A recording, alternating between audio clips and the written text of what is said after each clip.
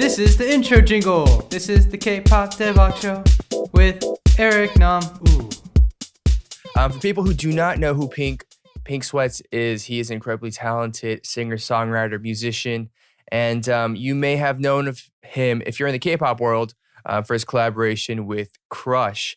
So we're going to talk about that in just a little bit. Before we do that, we wanted to dive in and get to know Pink a little bit better, where you're from, how you grew up, what influenced you, your life, your music, all that good stuff. So let's just jump into it. You're in LA right now, but where are you from originally? I'm from Philadelphia. Philly. Yeah. Born and raised?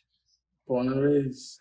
Nice. And were you always like musical as a child? Like, did you grow up doing music, or, what was your childhood like?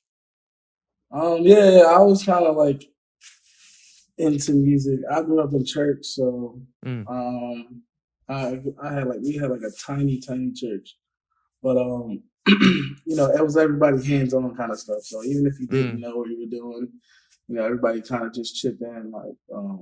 So my first thing was just playing drums, and my dad used to play drums for our church.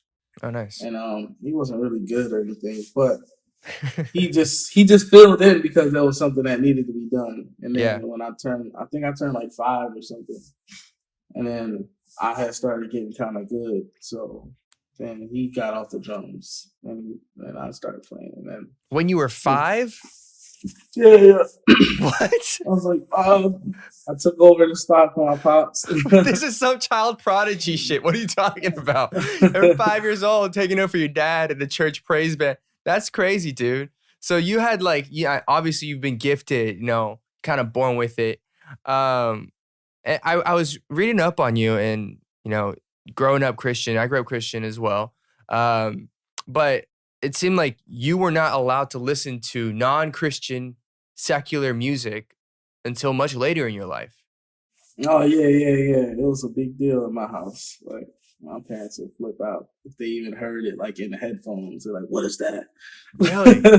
Like, what? Yeah. What do you like? I mean, I guess in a way, if you're growing up and you're not very in tune with pop culture or whatever's hot on the radio or whatever people are listening to, there are definitely things that you could feel like you're missing out on, or things that you, as a child, musically are hungry for. How did you kind of quench that thirst? LimeWire. I don't know if anybody knows what that is, I but have no I guess idea. here in the States, they had this thing that was popping for like, it wasn't like popping for long, but it was a couple of years where it was like hot, where I guess people could upload music. Oh, LimeWire. LimeWire, yeah. Right. Okay. So I know. So my friends, they would I would hear them talking about stuff in school. Like, "Yo, did you listen to this?" And I would just pretend along, like, "Yeah, I heard it," or whatever. And then I would, I'm like, "Yo, what song we was talking about? I forget." And then I would go home and try to just get a glimpse of what it was on LimeWire. But sometimes you can't. It's hard to find the songs back then because it'd be like Soulja Boy. He would load all his songs under every name of every song. So you downloading like Mario Let Me Love You, and then you download it. It takes an hour to download. Right. And if someone picks up the phone, it's dropped. And then it's freaking Soulja Boy. It's like, you're like, no. So you got to find the right one. But, oh man, yeah. Memories. So I guess when you first,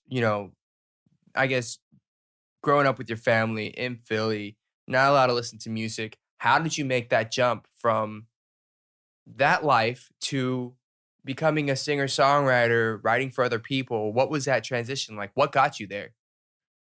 I just left home, honestly. It was my parents, they had sets of rules and things in their house, and then how I grew up was if you don't like it, then you can go, kind of thing. So, when I turned 19, and then I kind of just left. I moved in with my grandma. I slept on the floor. She had a 1-bedroom apartment. Sat there and just kind of networked with people through church, kind of, who they were maybe older than me, had already been out and doing their own thing a little bit. So I would like just link up with them. Mm-hmm. And, you know, they were probably, like I said, they had a couple years on me as Right. far as being out of the house and doing their own thing. So I would just go to their little studio setups and just start, you know, listening to what they were doing, start trying to chime in. This is in Philadelphia, or where did Yeah, your it's grandma? Philly. Okay. She lives in Philly. What was it like growing up in Philly? Man, it was crazy, bro. Like Philly's is a jungle, man. Like, well, I guess where I grew up, what we all from Philly, where we call Philly is like, you know, the inner city pretty much. So it's like it's pretty crazy, you know,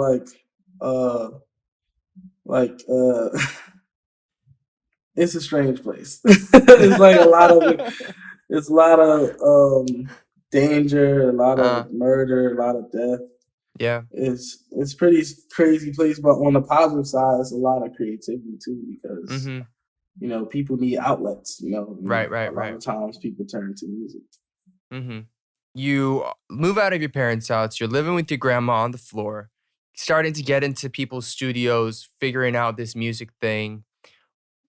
I guess you started writing for other people. You started getting a little involved. Is that the natural progression? Yeah, when I was 19, when I first moved out, that's when I was like really starting to write songs. So I kind of just connected. This is like kind of like a bit of luck, a bit of chance, because like some of my friends were. It was like each thing that I was doing was a stepping stone to the next thing. You know what I'm saying? Yeah. So it's like the first thing really wasn't much, but it was way more than I had ever been exposed to, and it gave me the boost of confidence to be like, oh, like, so people like when I'm like writing stuff. So I should like keep trying to do this, you know? Yeah. Do you remember like the first few songs that you wrote? Were they amazing or were they horrendous? I mean, thinking back now, I think that I didn't have structure. Like I just knew how to like put melodies and stuff, and I would just go. But I didn't have like any kind of like structure to the song. So I think if I was to find them and like go back, I think it'd be some gold there. But I think I just didn't know how to like structure a song. Like, okay, this is your hook, this is your chorus. I mean your verse, this is your pre-hook. Like, I didn't know stuff like that. Okay. So when did you become PinkSweat? Like, how did that happen? You became your own full-fledged singer-songwriter. Your stuff's all over the world. How did that progress happen? Actually, it happened like 2 years ago. I was writing for a lot of people, and I don't know, I was just feeling like kind of like losing the love of music, but I knew it wasn't really me falling out of love with music. It was me falling out of love with writing these kinds of songs that I personally felt like didn't really mean anything. It was just like trying to make like a hit song or trying to get like these big placements with these big artists and stuff as a writer. And then, you know, I feel like in the writing community, a lot of times we complain about like the state of music and like, oh, people not really making real music as much anymore, or people don't even support it, or things. We just talk amongst each other, and I just got tired of talking, and I was just like, you know, like I'm not as reserved as I used to be. You know, at that time, that's what I was thinking, because I used to be really reserved. I didn't want to be out in front. I didn't want people knowing me and like knowing any of my business, because I'm from Philly. Like, people, you kind of keep this to yourself. Yeah. But so I just kind of shook that energy at that time, and I was out in LA for like my first time, I think, and no, it was my second time, but I was here for so long. I was here for 2 months. And I was just writing, hanging. Okay. Yeah. And it just clicked. Like, I wrote this. My first song that I wrote was Cocaine. And off my Volume 1 EP. And I just fell in love with the song. And I wrote Honesty, and then I wrote I wrote Would You, and then I wrote I can't remember all the order, but then I just kept sending them to my manager so he could like shop them out to other people. Yeah. But then and we started getting a lot of people liking the songs. But then they wanted to change the songs. It was like, oh, let's add this beat, or let me send this to this producer. And then I was starting to get real protective because I was like, nah, like this is the song. Like yeah. But it's hard to tell other artists and other teams like how to present their own artists with the song. So it's like I realized that I had never been protective over songs before. I always just give them to my manager. Like, I don't care what happens. Just, I just enjoy creating. But those songs I got really attached to. So then I had to like text people personally. And I was like feeling really scared because I was like, dang, like, am I going to ruin relationships? So I just started texting people like, yo, man, like, I'm sorry, but like, I need these songs. I'm going to have to renege on like what we were about to start doing. Right. These are my songs, you know what I'm saying? Like I feel it, like it's something special, and and they were like, cool, like yeah, we understand. So then I put them out on my own, me and my manager. That's awesome. That's awesome. Yeah. I mean, it's an incredible first EP. I remember I heard it, I fell in love with it, and then I reached out to you over Instagram. Yeah. I was like, dude, these songs are freaking fire. And I just really, really, like lyrically, melodically, even production wise, there's something about it that hits you, but it's also simple at the same time, which I think there's a lost craft of being simple, but still having the impact. I feel like there's so much production that goes into things these days. So it made me think of like, just stuff I felt like I kind of grew up on in many ways. It was reminiscent of that. But is there something particular, about these set of songs and the way you put it together that had a particular meaning to you? Or for you, it was just like, these are just my favorite songs that I had at that time? No, honestly, bro, it was like I was just living totally different life. Like I'm from Philly, from like a crappy, neighborhood and stuff. And then I'm in LA. I'm seeing all these cool things. I like people I've never met, like places I've never seen, like houses. I'm like, wow, like I used to dream of like seeing houses like this. Yeah. And girls, just everything, man. Like, so it was just all a collaboration of experiences that I was having at that point in my life. And it was like, I was documenting it essentially. And that became volume 1 because it's like, if I never came to LA, I wouldn't have been inspired to write those lyrics and stuff because I felt empty. You know what I'm saying? Like, I felt like creatively, I felt like I had dumped out all of the generic stuff. You know what I'm saying? Like all the stuff that everybody wanted to hear. Yeah. I was empty. So it's like by the time I created those songs for myself, I was trying to be simple because I feel like how you were saying, like a lot of people overproduce or overcompensate with the music.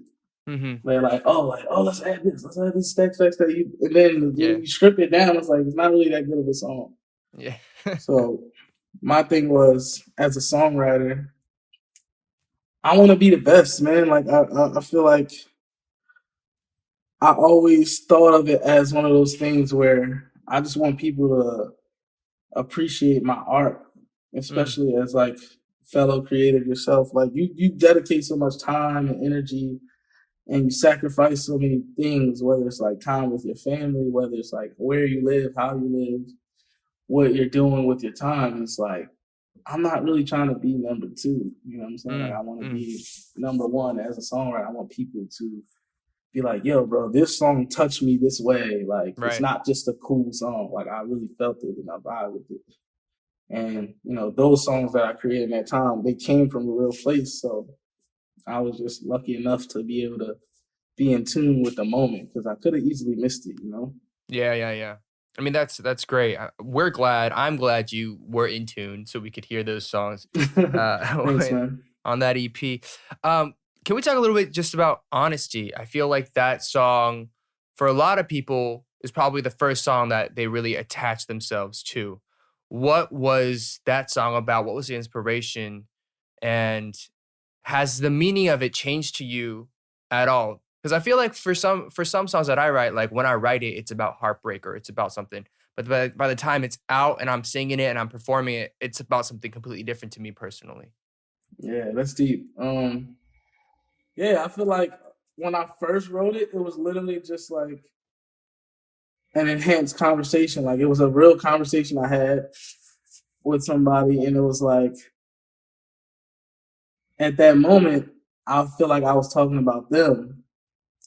And then like after, like you said, like after performing it, I'm going around the world, I'm singing the song, I'm listening to people sing it back. I'm like, man, like that's me. Like I am this song. Like I was afraid to fall in love and like afraid to dive deep with somebody, you know what I'm saying? Right. And to trust somebody. Cause like when I was writing that song, I was talking to someone, they were telling me their problems, you know what I'm saying? Like their like what they feel like, man, like I just want to and I'm telling her, and I'm just like, nah, like it'll be cool, like it'll happen, you know, when it's supposed to, kind of thing.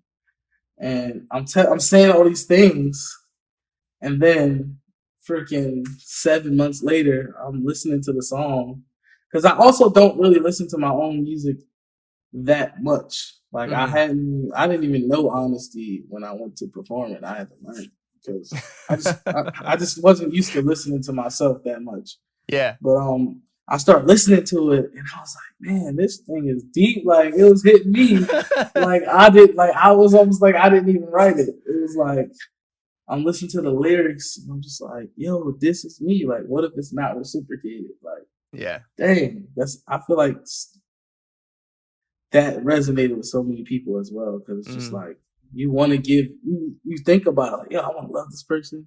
Like, but dang, like, what if they don't love me the same way? Or, yeah, you know what I mean? Yeah.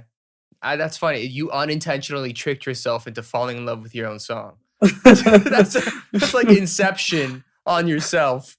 But I guess, you know, for people who are as prolific in writing as you are, it's probably it's a reality, because if you're, you know, for people who are listening, not a lot of them are going to be songwriters. They're not going to be in the industry. They're fans of music, right? So, but they may not know that a lot of songwriters, they're in a session every single day, writing a song every single day, you know? And for people listening, for context, like when you write, you know, up to 5 songs a week, even if you work Monday through Friday, that's a lot of songs that That's a lot of songs. can forget about. There are lines in there that you don't realize you've recycled, or that meanings that you thought was something and you think it's something else, and you can confuse yourself. So I can imagine maybe that's part of where it kind of hits you differently as well. But yeah, man. Definitely happens to me quite often. I was going through a lot of interviews, and when it comes to your songwriting and your approach to your music, one thing that I saw a lot of is that you were just trying to be different, and you're trying to just be you when it comes to music. What is and who is that? What does that mean? I feel like I'll just say this first, that I always felt out of place musically because I didn't know anything that everyone else knew. You know what I'm saying?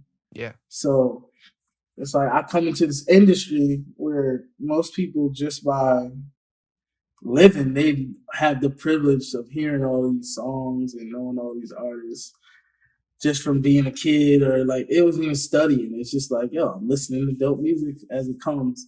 Me, I didn't know those songs, and I always felt like, dang, like I feel out of place, because it's like people would mention songs and like, yo, we should sample this. It's this, and I'm like in my head, I'm just like, oh my god.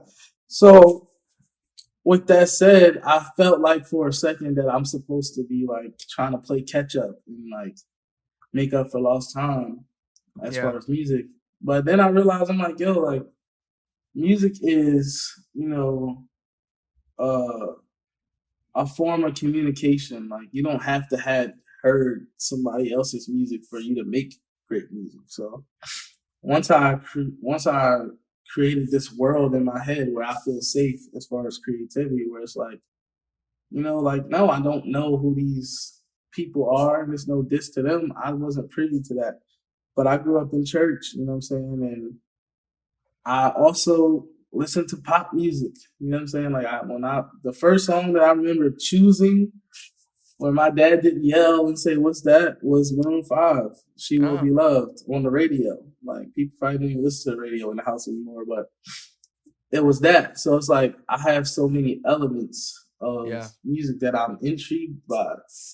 And just being able to dive face first into whatever I feel, because I'm a feeling, like I was my creative director, he always says, like, I'm no technique, all feel. Like, I don't really know anything. I just know how to make something that I feel. You know what I'm saying? So yeah.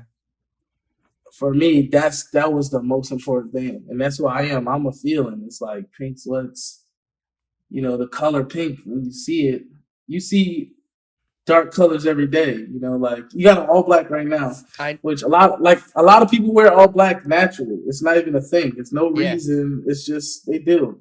And like me, I wear pink because I when I walk down the street, it's my way of symbolizing to myself and to the world that I'm not afraid to be seen anymore. Because, like I said before, I didn't want to be seen. I didn't want to, like, all the way stand out completely. I was kind of like, I want to just mind my business. Like, so when you see somebody with pink, you're gonna look, whether it's me or anybody, right? Because it's not common. Like, you don't ever walk in a store and see everybody wearing pink, but you can see 100 people wearing black and not think anything. Yeah, that's very true. That's very true. Speaking of pink, though, like, how did you? I mean, I've read the story, but I think our listeners would love to hear, like, then how you got your name, how you built that name, and just like the little story behind it. It's always the least impressive story. I was literally just wearing pink sweats, and for no reason at all. I just bought these random sweatpants at H&M because they were cheap. Sometimes I was a starving artist at the time, so I just bought these pants because they were cheap and they were the only size really that was my size on the rack. So I put them on and I never took them off until they fell apart. So, and then someone called me PinkSweats one day, and I was just like, when I became an artist, I didn't want to use my birth name because my family don't use my birth name. Like, I guess in Black culture, we always have nicknames for people. So I have like a family nickname that, like, what is it, if you don't mind me asking? What's your family nickname? I'm not gonna tell because then everybody's gonna be calling me. All right, fair. But I'll tell you offline. But yeah, so I have a family nickname, but also that nickname just wouldn't make sense as an artist name. So when I was thinking, I was just like, like, oh, why would I think so hard when I could just go with PinkSweat? Like, someone already called me that. Yeah. And I'm literally sitting in pants that are falling apart that are pink. So why not? Like, so I just ran with it. And then also I had read something on Instagram, of all places, where it was like somebody was saying, like, people spend so much time thinking about a name when it can just go on whatever the idea is. They weren't talking about music. We're just talking about, like, businesses. And and it triggered me to be like, okay, PinkSweats, it's a silly enough name to where if it didn't work, I wouldn't feel bad. You know what I'm saying? So it's kind of like one of those things. It's like, all right, it's PinkSweats. If it doesn't work, I'm cool. Like, if I'm not going to take myself too serious, Yeah. But, yeah, I mean, well, it did work, and it's working. And I'm glad it's working out, dude. That's awesome. That's I just think that's such a fun story. So I mean, since you put the EP out, you've signed with a major, if I'm not mistaken. Yeah. I'm signed to Atlantic Records now. Yeah. You're at Atlantic. You've been touring, you've been writing, you've been collaborating, you've been releasing singles here and there. Like, what are you looking forward to? I feel like right now we're in this weird time because artists, traditionally we make money from touring and meeting fans and all that kind of stuff. But all that is right now on hold. So what are you looking at in the future? What's in the immediate future for you?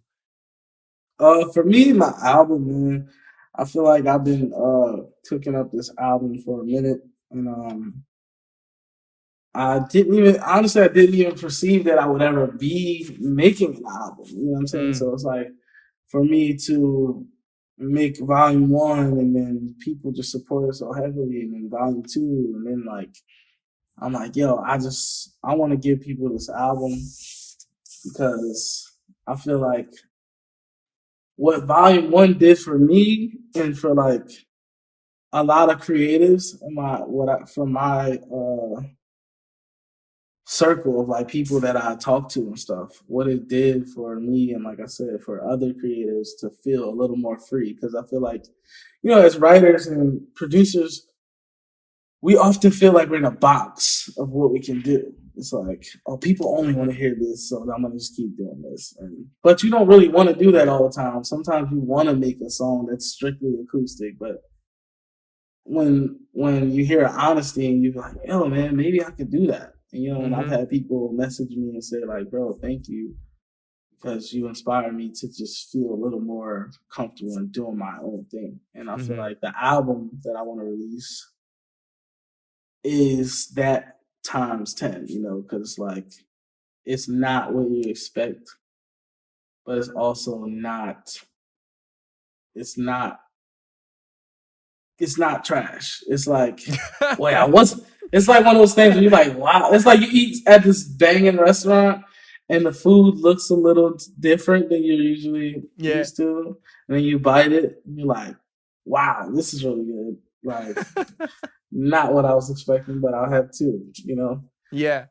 So for me, the album is very special to me because I've always been one to fight for creatives, man. Like, it's nothing like seeing writers go in every day, like you said, like you making 5 songs a week, or some people, 10 songs a week, whatever it is they're doing, and those songs rarely ever see the light. Like I've written thousands of songs. Some I've lost them, like my hard drives have been deleted and people have stolen stuff from me. So it's like, that's crazy. I've only been able to release 12 songs out of thousands. So it's like, I just want people to feel like, yo, man, whatever I'm working on, I'm passionate about, and I can actually get behind it. You know what I'm saying? So that's what the album is. That's what it means to me. It means like people like us can have more power in our minds of what we want to do. I mean, I think that's very eloquently put, and I'm excited to hear what this album, how it blows people out of the water. When are you looking to drop it? The full length album, I'm not sure. Like, it's different being with a label now, because before I was just independent, so we just kind of do whatever we want to do. But now it's like everybody's gotta hear it 100 times. And you gotta send it to the global team and this and that, and then you gotta remix something because this snare was off, or there's a lot of stuff. So all right, well, we'll be patiently waiting. So I'm excited to hear what this full album is. I'm curious, what is your relationship with your family like these days? Has it changed since you've become a singer-songwriter, moved out to LA? You mentioned that your parents are very disapproving of you listening to secular music. Has that changed at all? What's that been like? I was joking around about it. I'm just like, whenever you succeed at something, everybody's okay with it. It's like the process. Yeah. It's like, God's still there for you. Then when you make it, it's like, we're so proud of you. So, they're cool. They're happy.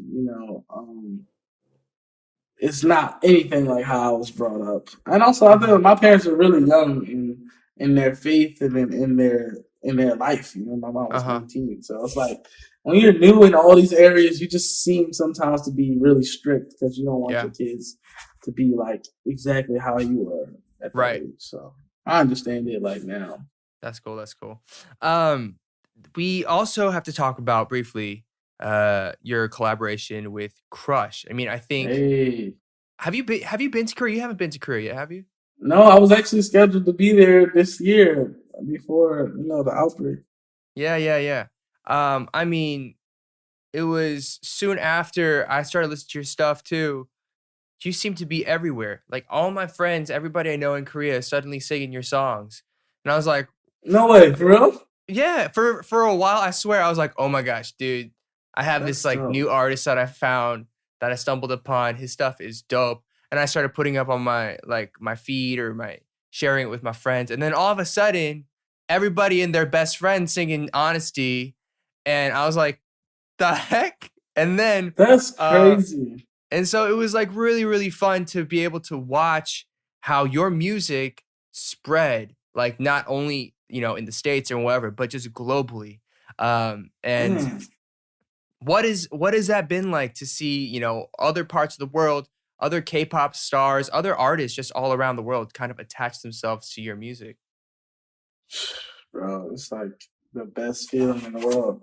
And I'm like ultra grateful that I'm like this phase in my life, like because like I just had so many like twists and turns throughout like just being a songwriter and like trying to just make it or whatever, that like putting out music and then everyone just like loving it and like share like thank you, man, for if I never said it before, thank you. No, of For course. like sharing my music and just like a whole different place that I've never been, bro. Like I've never been to Korea. I've never been to Asia in general. Like I've never been anywhere. I was just in Philly, and I lived in Jersey for like 3 years or something. And it's just like I never really been anywhere. So for me to travel via music is amazing. And then like go on Instagram and I see like BTS and like what's the other group? I mean, there's like BTS, there's like NCT, there's all these yeah, different NCT. groups. It's all these huge groups and people. Like I said, people that I don't know personally, and for them to have the same unity on music, it's like we don't even know each other, but it's like we connect on music, and it's like that's a bridge for so many things. So it's like we can. Man, bro, you have no idea, man. It's like it feels so amazing, and I also love Asian culture, and I only really eat like I eat sushi, I eat Korean barbecue. My boy Jason Ma, he took me to go get hot pot for the first time, but like that's like all I really eat, like because I'm always so obsessed with stuff that I don't know anything about. So it's like. It was also very crazy to have like such support from the Asian community because I was just like, are they like tapped into my real life? Because it's like it wouldn't add up otherwise. Because I'm like, I literally eat at the same places all the time. Like I eat at Nobu, I eat at Genwa. Shout out them. You're eating at the nice Asian spots. The names you drop at Nobu, dude, I can't so show good. up at the other places sometimes because I don't really know how to read the menus. Bro, I'll take you out. We'll go when this is over. We'll take you out. We'll get you some good food in K-Town, all that stuff. So tell me, how did this collab with Crush happen? Like, how did y'all connect? What was the process like? What was that entire collaborative process? Oh, so I think honestly, what happened was my manager and we just like go diving on the internet with like a lot of K-pop stuff, and he was like R&B, you know what I'm saying? Right. And then I started doing some research, and then I'm talking to my label and stuff, and it was like, oh yeah, like, we'll reach out, whatever.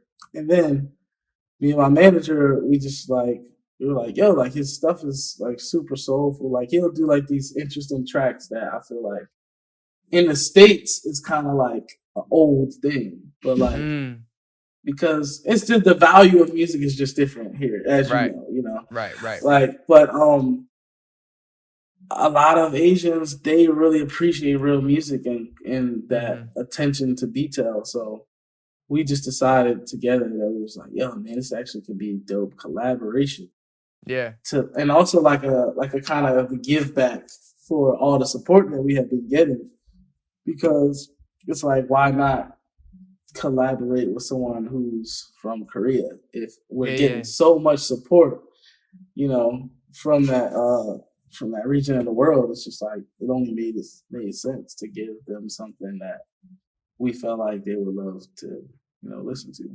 Yeah. So did you write the track and put like the first pass, or did you go back and forth? How'd it go? No. Honestly, I had wrote that song a minute ago, and then we sent it in because when we first did it, it was just like a guitar, and then we sent it over after it got produced, and then he did the second verse and stuff like that. So it was kind of like we bounced it back and forth, but the song, it was just sitting on our laptop for a minute, and because we couldn't find anybody that would nail it the right way. So when he hopped on it, we were just like super happy. We were all hyped and excited when we heard it back. I had no idea what he was saying, but it just felt good. I mean, like, I don't expect you to speak Korean, so he did it's all teach good. me something though. What did he teach me? He's saranghae. Yeah, there you go. Yeah.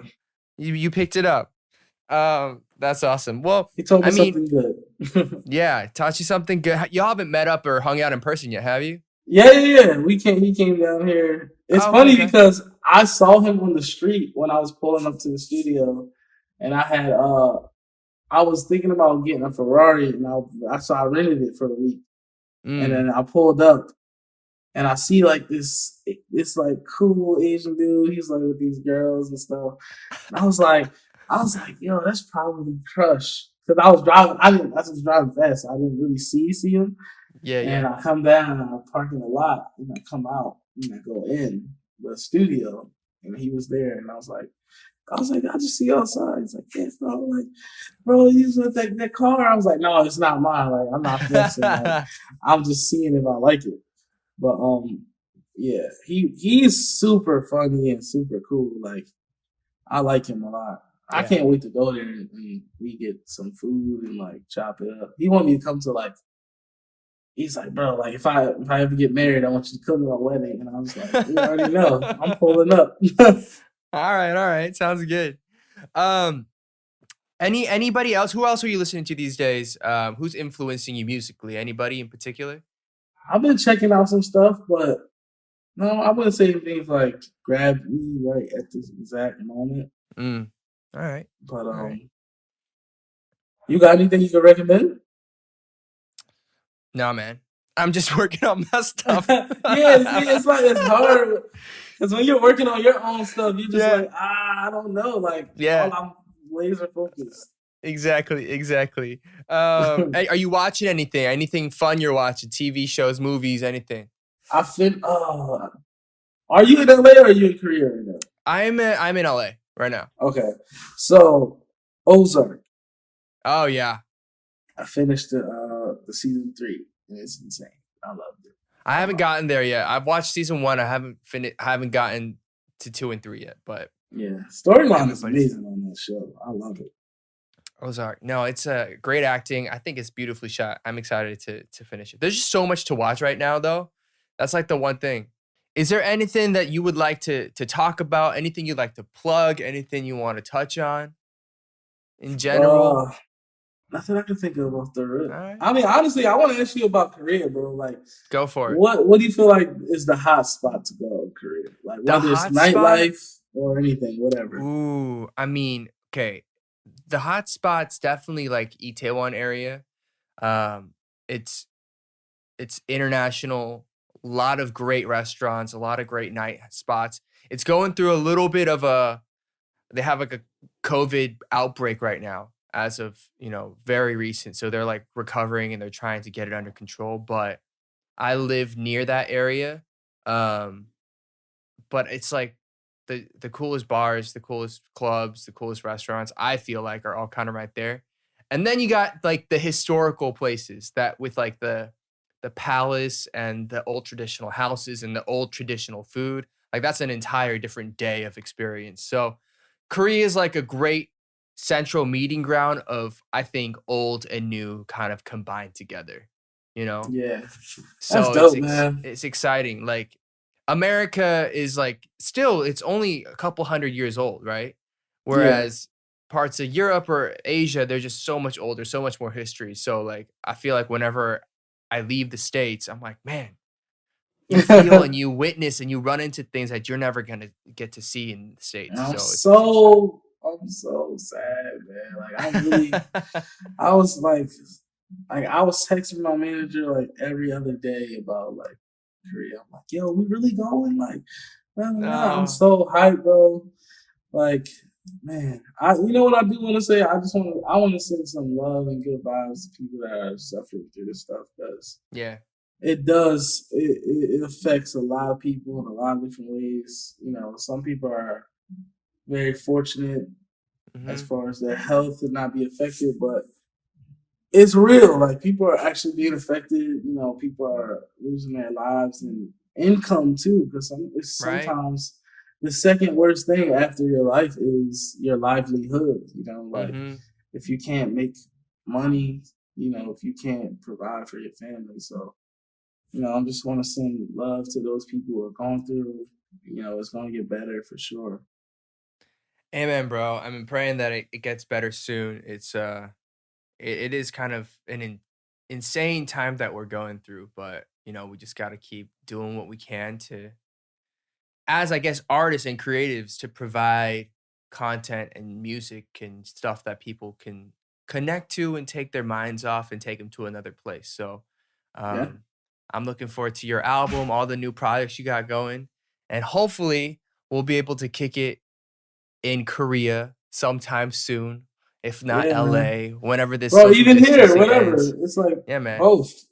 Yeah, let's do it. But appreciate you making time. Appreciate you coming on the show. It's been a pleasure actually finally getting to speak to you. So stay healthy. Yeah, man, this is fun, bro. I'm glad we got to meet, because we usually always just DMing and stuff. Right. This is dope. Well, let us know if you ever want to come back on. You got to push anything, you want to promote anything. We're always open to. You guys can hit me whenever, man. Like this was actually a really great interview. Like seriously. Oh, thank you. It was fun. Appreciate it. The last thing that we want to ask of you as part of the show is to improvise an outro jingle for our listeners. A nice way to say goodbye and to wrap the show up. We're gonna put you on the spot, but I'm sure you got 1,000. That's cool. Yeah, that's cool. 1,000 melodies up there. What?